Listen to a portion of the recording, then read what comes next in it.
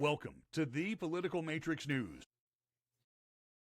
The Political Matrix News rolling on. Let's see, today is it's Tuesday and the 23rd. What a crazy last 10 days, 12 days it's been. No one will ever believe that. You could have made a movie, no one would have believed it. Written a book, no one would have believed it. Screenplay, no. Couldn't. It did. We survived, and we survived to a certain point anyway. Everybody except Barack Obama has endorsed Kamala Harris. Is Barack Obama waiting to endorse his wife? I don't know. Some of us call Michelle Michael. And I don't know. She has repeatedly said that she's not going to. She has no interest in running for president. But Kimberly Cheadle said she was never going to resign. So I guess you can't wait. Again, Kimberly Cheadle was also, according to herself, the best Secret Service director in the history of the Secret Service. I saw somebody on. And Kamala is our best chance for the Democrats. What? I just don't understand. Up is down, and the sky is purple, not blue. This is where we are, gang. This is where we are. It is not your sanity that's leaving your mind or your body. The sanity is being turned insanity by other people who share different political opinions of you. $231 million. We were disputing that between these two shows. According to Democrats, that's how much money Kamala Harris raised from the time of Biden's announcement on Sunday afternoon and into Monday night. So 28 hours. It's a crazy number. I'm quoting Sean Hannity today saying it's crap. It's just crap. They should sound good. But then Greg pulls out an even more outrageous number, from the debate, not the conviction, but from the debate. Greg, would you like to share those insane Trump financial numbers? Well, yeah, I think they're around between $700 and $800 million in smaller donations. In fact, we even talked about that on our previous show we had following the debate about how much money was just made in smaller donations. At the time of the evening of the debate, and whenever he basically eviscerated Biden and led to Biden's exit right now, and they were between like $700-800 million in like less than 24 hours. Then they had larger donations on top of that, and this is a number I've never heard before. It's huge. Never heard that number before. I've heard 30-40 million. That seemed logical, reasonable. 231 million. That was after the shooting. $10 million an hour. How do you even intake that? Are people zelling all that money? Are they cash apping all that money? They're doing it online, yeah. Okay, good. I mean, I'm impressed that the system. To be fair, campaigns will often, let's say, generously characterize things to the media. Okay. I know somebody here in Florida who is not donating. I'm getting someone has asked me to participate in a poll. Please. We'll do it right. I think it's hilarious. No, go ahead. Say yes.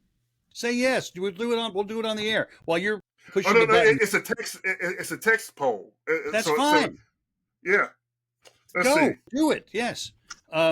Anyway, liberal lawyer John Morgan out of Orlando, Morgan & Morgan, one of the biggest bunch of ambulance chasers and crash attorneys, is a big donor to the Democrats.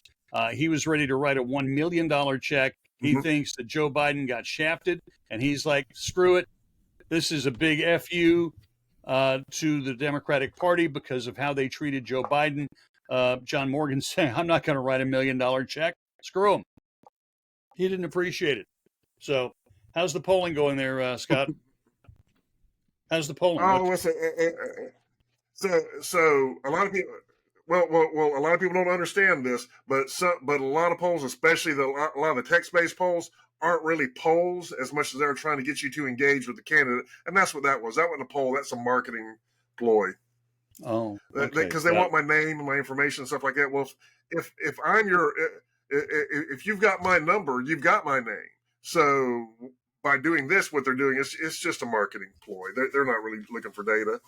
Okay. Good enough. I'm sure the entire thing is full of Matt is Matt is a bad person. If you knew Matt was bad, would you still vote for him? Kind of, I mean, ridiculously framed questions.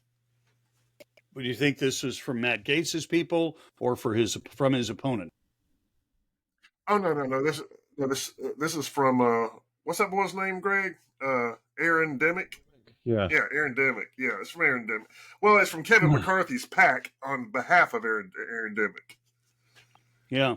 I know some guys that do political stuff, and somehow Aaron Demick ignored them and didn't spend some of the 18 or 27, or based on the current political numbers, the $134 million that Aaron Demick has raised to fight Matt Gaetz. And these guys who are in the political business didn't get a freaking dime. 134 million. See, how that number sound compared to?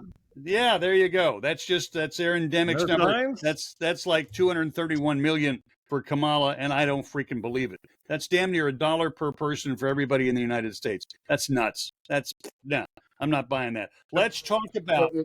And this is something else that you should. This is something else that you see in campaigns with people who have access to a lot of money but don't want to spend it. They'll just splash the pot. They'll write a huge check in there to intimidate people and to give them credibility, when the reality is that they may have access to 1/10 of it. Right. Okay. So Kamala is, for the most part, secure in the nomination. Delegations have confirmed that they are voting for her. They're committed. But guess what? 14 million Democratic voters voted for Joe Biden in the primaries this year. 14 million. Do they feel disenfranchised? Do they feel pissed off, ignored, laughed at because they voted for a guy who's not in the race anymore? How do you think Nikki Haley's people feel, right? So probably Kamala, assuming at this point that she is the only nominee, which may be a big assumption. When I hear Joe Manchin, senator from West Virginia, is thinking, why the hell not? Go for it. But he's got to line up a lot of money real fast and at least make a decent showing. Yeah, and no. Joe Manchin said he has no intention of running. Yeah, well, he only has 230 million, not 231 million. What about Robert Kennedy Jr.? Could he just show up at the Democratic convention, walk on the floor, and go for the nomination? Why the hell not? He basically did a press conference. Right, he did a press conference yesterday, basically asking them to ask him to come back to the party, and he said he would not turn down a conversation. He would not turn down an invitation to be their nominee. That he'd be encouraged by them. Help me out. Is he Massachusetts, New York? I can't remember what state he's declaring. Virginia, maybe? He's a Hyannisport, wherever Hyannisport is. Okay, that's in Massachusetts. I think Massachusetts. Scott's looking. That's where it was yesterday. He's in Hyannisport. Okay. Well, so it goes down like this. I'm weak on New England. All right. Well, that's where Hyannis is there, and on the beach side, it's Hyannisport. Go figure. I had a friend who used to live in Hyannis. So, but that does sound something that could be surgically repaired if you really needed it to be. So Robert Kennedy Jr. could basically get a seat as a Massachusetts delegate. And so he goes with that, and they go ahead and say, yeah, we're doing all 68 of our votes for Robert Kennedy Jr. I think he could kick Kamala's butt first. I'm serious. I think he could. She's so ungodly radical. It's staggering. Staggering. Huh? So Kennedy's even more staggering. I think that he could, but the problem is that the Kennedy family, are the biggest Kool-Aid drinkers in the country as far as Democratic politics go, and they're buying into all this DEI stuff. So they would never deny a black woman the opportunity to run for the highest office, especially since she obviously deserves to be the president. I mean, at the same time, you also have RFK kind of did it to himself and the whole worm thing in the brain and some of his crazy remarks. I mean, he has been a little bit out of sorts with some of his remarks during the campaign cycle.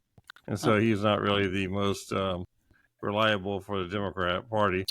Whenever he's not really holding the Democrat I'm not worried about that, but it's Kennedy.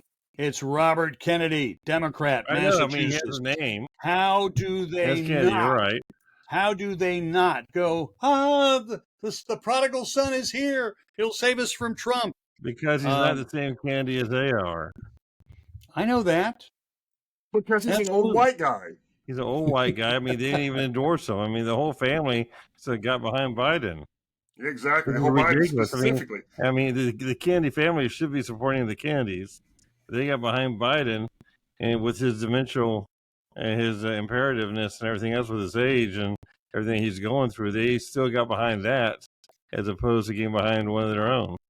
I hear you on that. And By the way, that speaks volumes.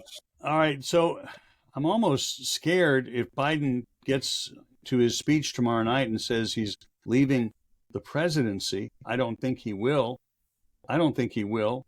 But that would certainly put him in the history book. And by the way, senility is one factor. Dementia is a subset. Check that. Alzheimer's is a subset of dementia. And then you have, what's the other thing there? There's something else. So Parkinson's, that's a neuromuscular. And if you look at him, so we're talking about a couple of different things. He's getting attacked from a couple of different directions inside of his own body. They're very serious. Yeah. I mean, a lot of people make jokes about it. They're making a comical thing. I mean, we kid about it a little bit here and there, but in all reality, it's a very serious condition that he's going through. Yeah, and it's the fact that his family put him through all of this to govern this country while going through that is horrendous. Yeah, and I got a great. Just doing it for the healthcare. I tell you what I'm going to do. We'll insert here a picture of the real cause, the face of elder abuse. We'll do that picture here. And when we come back in our next episode, we're going to talk about the presumed Democratic nominee and how this was predicted again by the Simpsons. They predicted this exactly. You're going to be shocked when you see the picture. But right now, this is the face of elder abuse. On behalf of Scott and Greg, I'm Rob. Please like us, share us if you have a friend or you really want to piss off a liberal, and you can always subscribe, and we'd be delighted for that. Frankly, like anybody else in the podcasting business, we need all of the likes and shares and subscriptions we can get. And, if you want to send beer, Greg's got the address in the next episode. Thanks for joining us for the Political Matrix News. Exactly.